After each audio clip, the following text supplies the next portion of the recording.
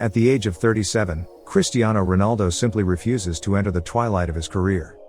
When it was announced that CR7 would be returning to his old stomping grounds, at Old Trafford, we were treated to a sense of nostalgia.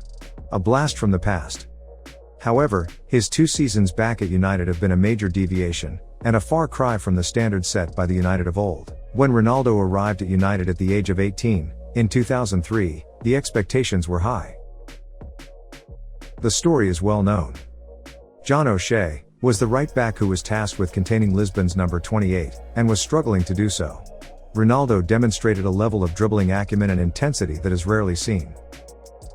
You're standing, watching a game on a Saturday morning, and you see a George Best, a Ryan Giggs, or a Bobby Charlton. That's what I felt that day in Lisbon. A revelation. That was the biggest surge of excitement, of anticipation, I experienced in football management. It is interesting to note that Ronaldo was not on United's radar before this match, but by the end of this night, there was no hesitation. We needed to get that deal done. Speed of action was paramount. Ronaldo's talent was known to some of the biggest clubs in world football. He had visited Highbury on a recruiting trip. He was in both Liverpool and Barcelona's sights.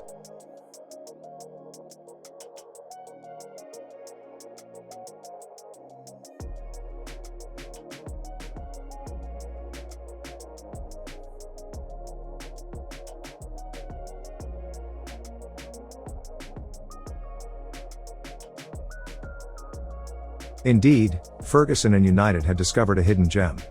By fate, luck, or blind happenstance, he landed in the hands of one of the biggest clubs in the world, led by a manager who was known for cultivating young talents. United snapped him up for a fee of €12 million.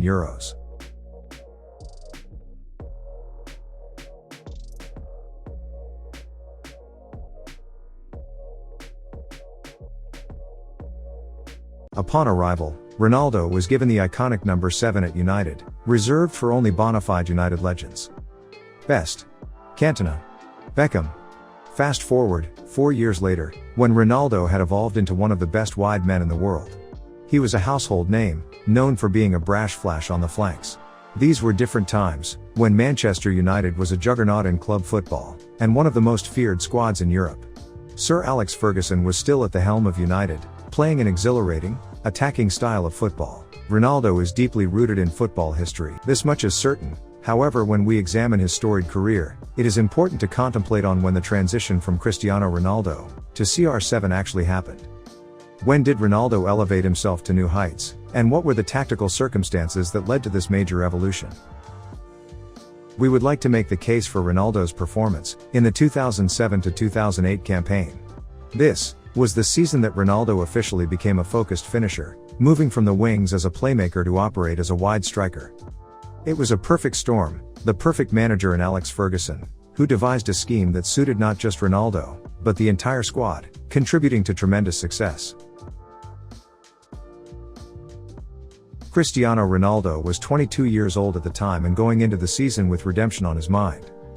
He and the Red Devils had been thwarted in the semi-finals of the Champions League by Carlo Ancelotti and his legendary AC Milan squad.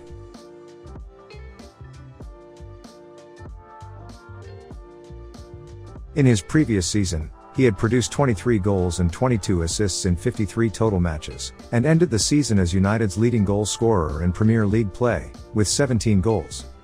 These were fabled days, when Manchester United played the 4-3-3, a formation in which Cristiano Ronaldo flourished, as a winger on either flank. As they established they had the quality to play an attack-centric system, Ronaldo and fellow young ace, Wayne Rooney, and Welsh legend, Ryan Giggs, continued to develop the chemistry that they had established in the previous season. In the new campaign, Ferguson had a few key factors to get sorted. Ronaldo was brought into Manchester United, from Sporting Lisbon as a winger, not a striker. Wayne Rooney had proven that he was more than capable of operating up front, with a return of 23 goals and 15 assists the previous season, and many big game moments. In addition to Rooney, Sir Alex had Luis Saha and new arrival, Carlos Tevez. Luis Nani was also brought into United from Sporting Lisbon, and the explosive winger had several attributes that resembled Ronaldo, as his attacking acumen was in his dribbling ability and speed. It is clear that the intention was to bolster United's speed options by adding an additional winger and playmaker in Nani. However, given Ronaldo's development and production from the season prior, there was an emphasis to ensure that he was more involved in the finishing phase of play. With these elements in effect, Ferguson's primary system was unchanged in the 4-3-3. But there was a difference in the orientation of his men on the pitch.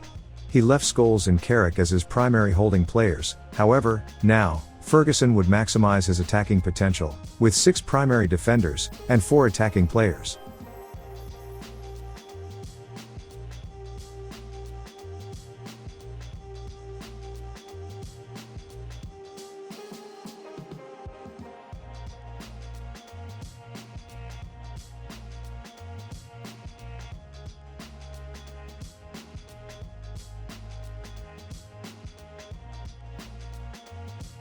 In the previous season, Ferguson played the 4-3-3 with Carrick as the holding man, and Scholes and Darren Fletcher, while giving Scholes the green light to advance into the attacking phase, in addition to Carrick, while Fletcher would hold his position.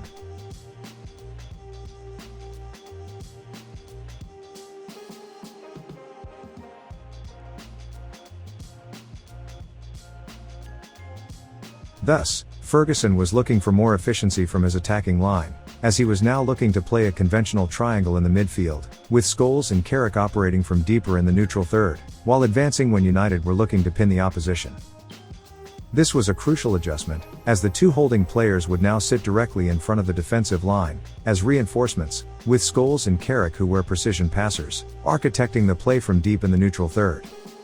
Of course, given Scholes' vision and quality, he could advance into the attacking third, while United were in control formation. With the central midfielders now acting from deep, there was the necessity to connect the play with a man up front in the transition. The link man was now a critical component to connect the lines, and thus Ferguson adjusted his system to accommodate for his attacking players to facilitate the transition, by connecting play from the holding line to the attacking third. Thus, United played what can be considered as the 4-2-3-1, as his attacking players would frequently drop into the midfield to link the flow of the transitional phase of play. His other attackers took their positions in advanced areas to continue the attacking flow.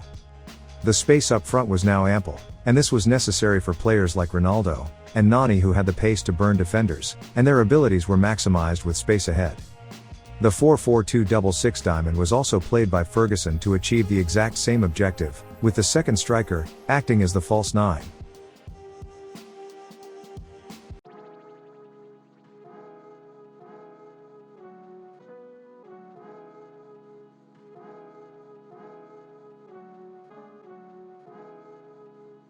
In the previous season, Ferguson played 2 true strikers up front in a partnership between Luis Saha and Wayne Rooney. Now, Ferguson was looking to play an even more attacking style. 2 strikers sharing the box only crowded the space for each man, and a goal return of 13 goals over 34 matches from Saha could be improved upon. Ronaldo's unique skill and ability demanded that he was to be involved in all attacking phases of play, with minimal defensive responsibilities, if any at all. With his pace, he was critical in the transition, and was an ideal man to receive the ball in the midfield, or early in the attacking third to facilitate linking the play. Ronaldo began the season on the right wing. From the space on the flank, Ronaldo had an open lane to attack, as the advancing fullback, Patrice Evra, occupied the opposite side.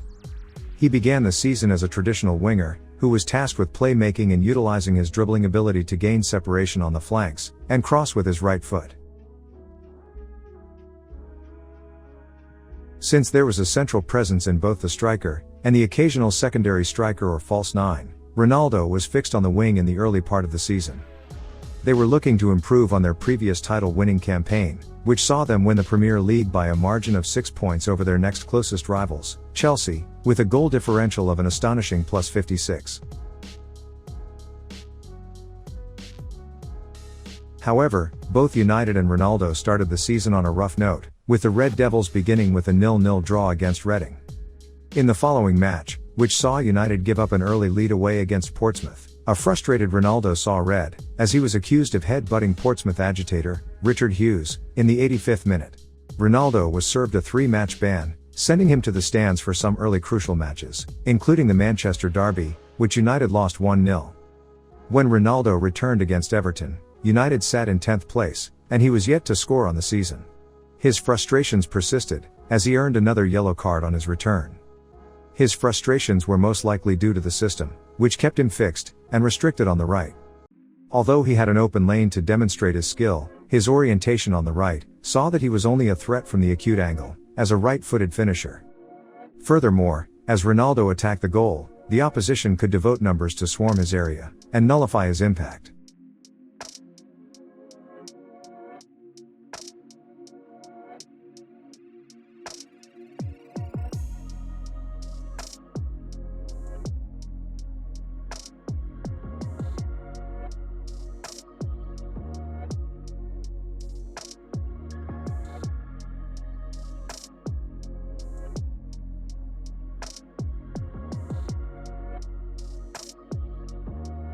With a central presence, Ronaldo did not have the ability to cut in, and the considerations to accommodate for this were never really there, as he was still developing as an attacker. Although he was a good finisher, he was a long ways away from being the prolific striker that he is today. Therefore, at the beginning of the season, Ronaldo's primary role was to facilitate play from the wings, link the transition and create for his teammates, while he was only one of the primary finishers.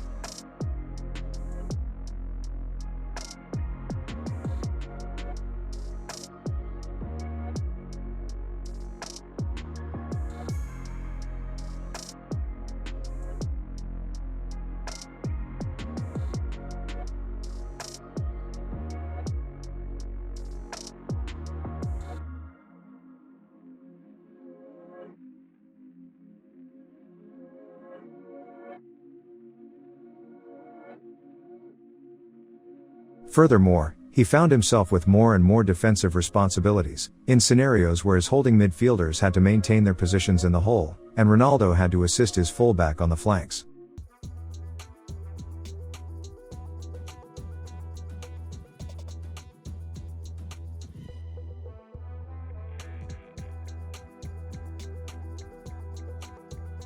Therefore, in the early stages of the season, United were not playing up to their attacking standard and they were not winning by margins that satisfied Ferguson or the United faithful. It was not until Champions League match day 1 that a drastic change occurred that altered the course of Ronaldo's career and football history.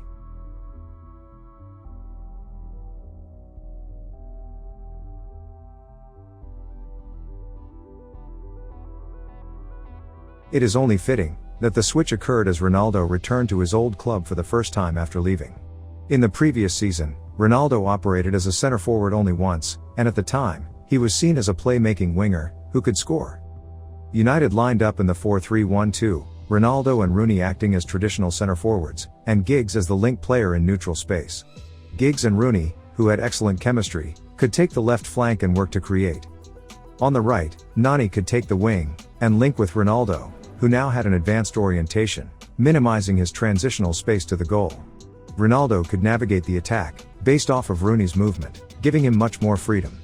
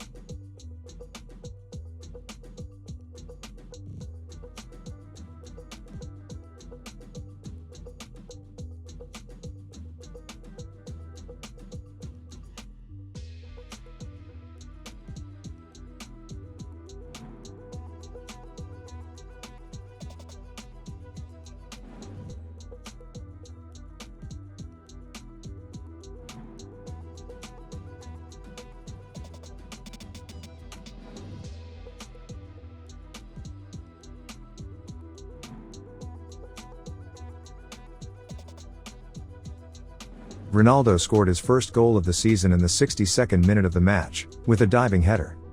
The instinctual finish, timing, and clinical nature of the goal warranted that Ferguson reconsider his tactics, and henceforth, Ronaldo was now given more responsibilities in the finishing touches of the play, in addition to his responsibilities in the transitional phase.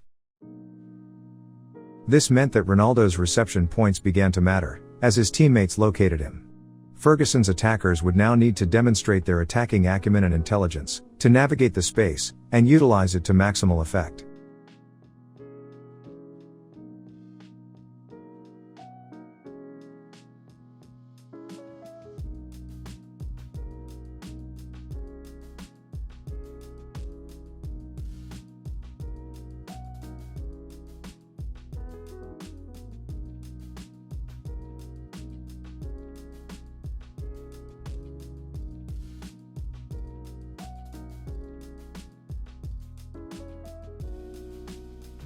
We are all aware of the false nine, who operates centrally, as a midfield link player, but the false nine who operates from the wings is more rare, indeed.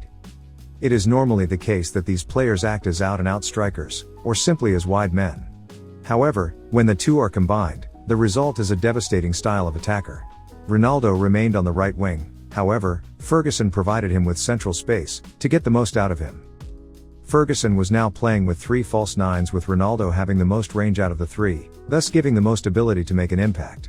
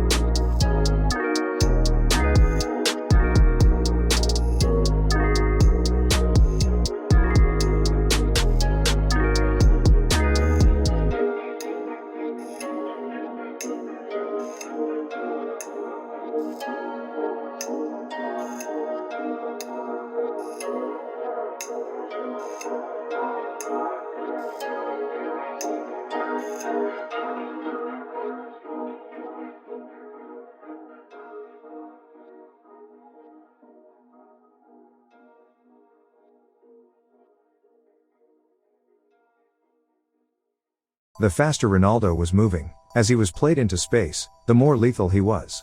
This is characterized as the dynamic mode of reception. His dynamic reception points also mattered, as it was necessary that he was given the space to attack. The brilliance of Ferguson's system is in how United utilized Ronaldo to transition instantly, with the lane up for Ronaldo to burn. Within his autobiography, Sir Alex discusses his instruction to Ronaldo, as the dynamic receiver of the ball. Within, he writes, "When you're going through on goal, lengthen your stride. By lengthening your stride, you slow yourself down and your timing is enhanced. When you're still sprinting, you have less coordination in your body, but when you slow your mechanics down you give the break a better chance." He did that. You watch him, and indeed, his words are absolutely true. As Ronaldo continued to perfect his craft, we witnessed his evolution as a speed dribbler. One of his most impactful skills was his ball control and dribbling, and now with the biomechanical adjustment, he could continue to move at ridiculous speeds and accelerate while he was still in complete control of his body. Ronaldo was always an agility dribbler who could utilize the space by striding into it. However, now he was mindful of the process. Where once he would randomly flash his skill without provocation or need, he now could apply his skills with intention. He would decelerate, dribble, and then accelerate in the blink of an eye. His step-overs were now tactful, with a purpose, and a thrilling skill to witness. This was a defender's worst nightmare, as Ronaldo was devastating. This tactic was most effective in the counter-attacking phase, as defenders were flat-footed and frantic, as they attempted to contest his space. Therefore, more defenders would be required to control him, and suffocate his space, opening up more pockets for his teammates. Alternatively, Ronaldo could rely on the playmaking abilities of his fellow attackers, and act as a false nine to free himself from the wing and find pockets to receive the ball. His attacking IQ was increased, as he was given freedom to determine his static and dynamic points of reception. With Ronaldo being the prolific striker that he is today, it is easy to forget how effective he was as an offensive facilitator, and this is an aspect of his game that is often overlooked. However, if the tactical system required it, there is no doubt that Ronaldo would have been equally as effective as a creator and a playmaker.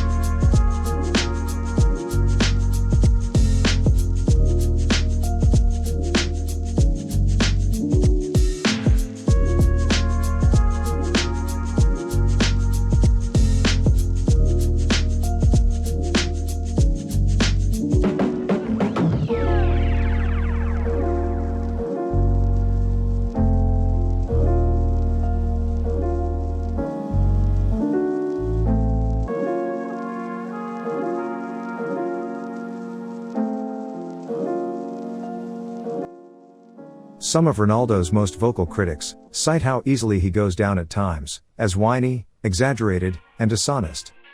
Indeed, even his manager, the legendary Sir Alex Ferguson, acknowledges the critique in his book, writing, "In the early days, there is no doubt that he acted a bit. His earliest lessons were in a theatrical footballing culture. Injustice was never far from the judgments formed around him. But he changed. At first, when he was tackled at Carrington, he would let out a terrible scream. The players would give him pelters. He soon learned not to make any kind of racket. His intelligence helped. He was a very smart boy." Of course, some would argue that Ronaldo never truly removed this from his game. However, one thing is certain. Ronaldo demonstrated incredible courage in his style of play. To emphasize this point, it is important to consider the incredible speeds at which Ronaldo moved as he attacked the space. Furthermore, Ronaldo's tight dribbling and ball control dictated that he run on a tightrope, requiring exceptional balance and body control. At these speeds, a gust of wind is sufficient to knock a player off of their feet, risking injury from the contact or the landing. Over time, Ronaldo saw the necessity to adapt rather than complain, as he developed his mentality and physique. That was the transformation, from the wee show-off who was desperate to convince everyone how good he was. The intention from his markers was always there, to make Ronaldo pay for his audacity. For his brashness and boldness. Defenders would send a message to Ronaldo with their tackles, to get in his head and make him think twice about embarrassing them. However, to a player like Ronaldo, there was no fear involved, just the challenge to overcome. No matter how many tackles or fouls he absorbed, his whole being expressed defiance. "You're not going to kick me out of this game. I'm Ronaldo." And he let the world know this.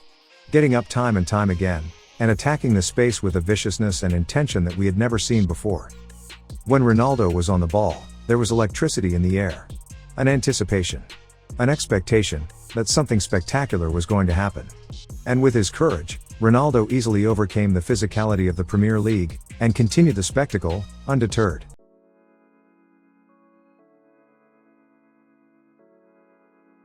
In the previous season, Ronaldo had proven himself as a competent finisher, due to his uncanny attacking instincts. He had proven his abilities as a vertical finisher from the outset of his career at Sporting. However, his devastating impact was maximized with Ferguson prioritizing his space in the finishing phase of play.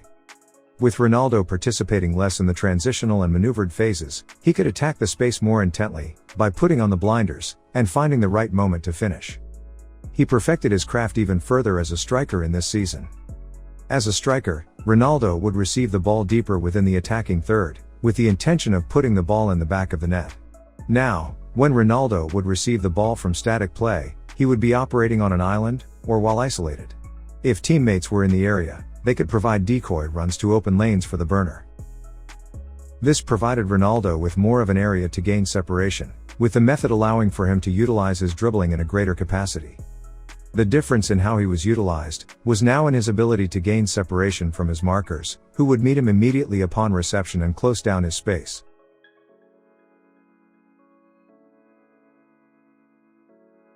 At the professional level, this is difficult enough to do with one marker, let alone 2 to sometimes 3. Yet one of the defining characteristics of Ronaldo's game is his instinctual finishing. And it was in this season that he cultivated his technique. His ability to gain separation through his explosiveness, to generate the power necessary to shoot from distance, or play with the precision to perfectly place the ball in the net, was all perfected over the course of the campaign. As he operated primarily on the right wing, he now required an area to cut into the space in the finishing phase. Thus, Ferguson adjusted by allowing for the false 9 to be more involved in the transitional phase to compensate for Ronaldo as the finisher. Thus, the 4-3-3 would morph into the 4-4-2 diamond at times, with central space vacant for Ronaldo to cut in centrally from the right wing. However, this was not always the case, and Ronaldo would attack from the right wing, as a right-footed player. In this situation, the angle of approach is essential, due to the attacker's body orientation, in relation to the goal.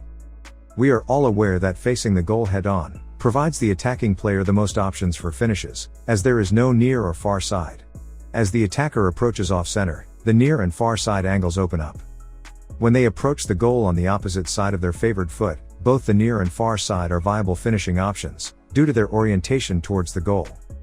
However, when the attacker is on the same side of their favored foot, the degree of difficulty increases exponentially. This is due to 2 factors. The angles to both the near and far side will be decreased due to the attacker's orientation towards the goal, as they must be facing the net when they shoot, requiring the attacker to gain separation to turn their shoulders and hips towards the goal as they release. However, the space is closed down, as the 18-yard box is the most highly contested area of the pitch. The adjustment required 2 further adaptations from Ronaldo, as a right-footed finisher, who was approaching the net from the right side. He added acute angled finishing, and finishing with his weak foot, to his repertoire.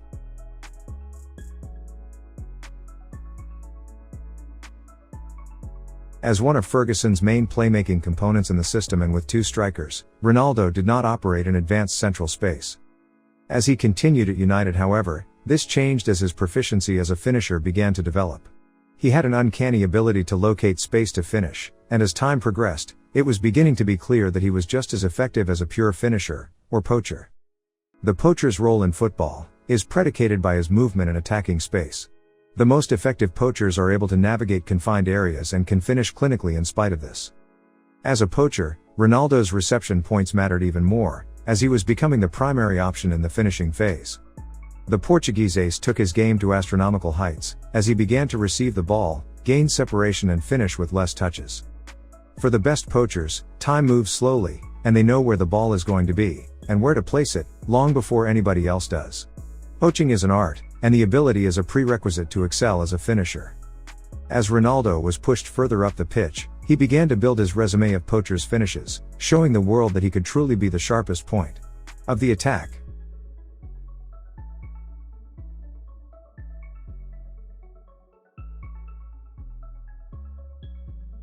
As Ronaldo continued as a two-footed finisher, he also perfected his technique on his favored right foot. Ronaldo perfected his striking technique from both up close and from range. This included dead ball situations, and he was a legitimate threat to score, from as far as 30 yards away from goal. Ronaldo took some of his most iconic free kicks in this season, demonstrating his mastery of the art of finishing, on multiple occasions. Defenders had to choose their tackles wisely, as they confronted him, as a poor tackle could easily result in a goal in the preceding dead ball situation. What is important to note is Ronaldo's striking technique. Due to his body control as he approached the ball, he perfected his precision placement, as his contact point on the ball and the power generated created a knuckle effect that fizzed and whizzed the ball as it approached the goal. The speed at which the ball was approaching made it nearly impossible to deal with, and Ronaldo cultivated his technique as he became United's primary option for free kicks.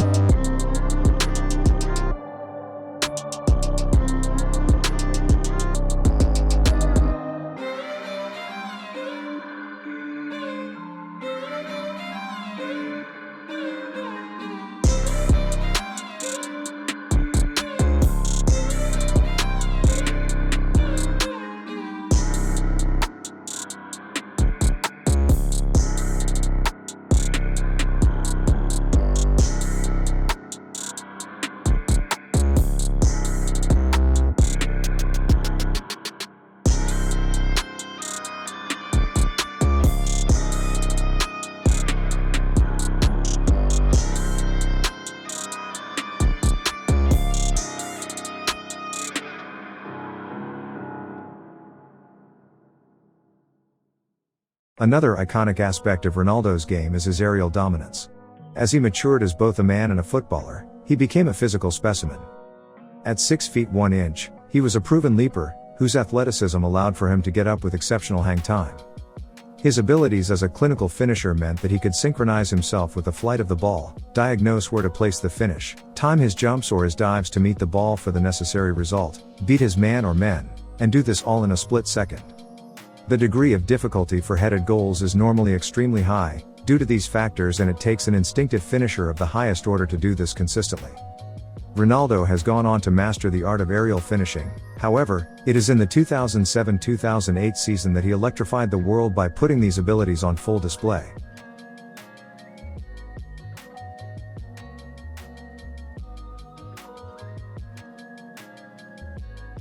Although you can count the amount of subpar performances from Ronaldo in the 2007-2008 season on one hand, they did exist. However, Sir Alex puts it succinctly. What I always thought about Ronaldo was that, even when he was having a dire game, he would always create 3 chances. Every game, you could not find one instance where he failed to create at least 3 chances. Creating chances, finishing chances, exciting the crowd, Ronaldo seldom failed at any of these aspects. However, there were 3 glaring moments in this campaign that could have easily tipped the balance in this pivotal season and Ronaldo's career as a whole. The first of which occurred on United's last match of the calendar year. United had just wrestled first place from Arsenal, after a 4-0 victory over Sunderland. As they were getting comfortable in first place for the first time that season, they met 10th place West Ham on their home ground. Ronaldo had already scored, and had the chance to put the match to bed, with a penalty in the 66th minute.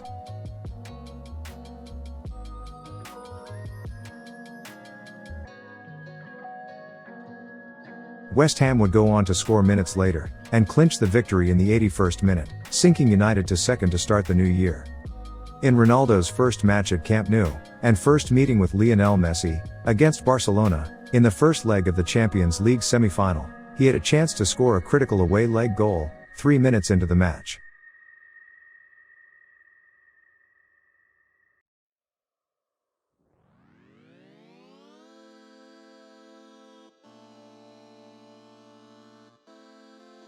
And of course, the infamous miss in the Champions League final against Chelsea.